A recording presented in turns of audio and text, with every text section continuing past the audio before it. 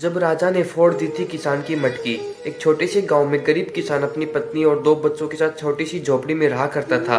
वह सब गरीब होने के बावजूद भी घर आए मेहमान को बिना खाना खिलाए नहीं भेजते थे और सभी को कुछ ना कुछ दिया करते थे। एक दिन एक भूखा फकीर उनके घर आया। किसान और उसकी पत्नी ने उसे भी खाना खिलाया। फकीर इतनी गरीबी में उनकी उदारता और दयालुता को देखकर दंग रह गया।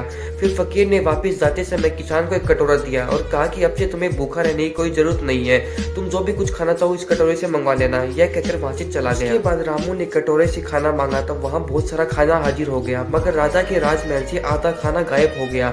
यह देख रसोइया भी चौंक गया। कुछ दिनों तक ऐसा ही चलता रहा।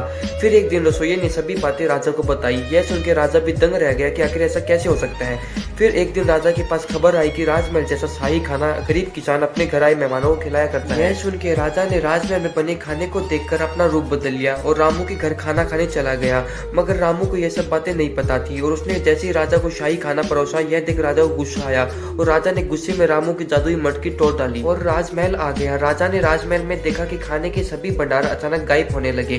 तब राजा को अफसोस हुआ कि उसने बहुत बड़ी गलती कर दी। तब राजा दौड़ के किसान के पास गया और किसान से माफी मांगने लगा और कहा कि अब से राजमहल में जो भी खाना बनेगा वह आधा तुम्हें पहुंचा दिया जाएगा।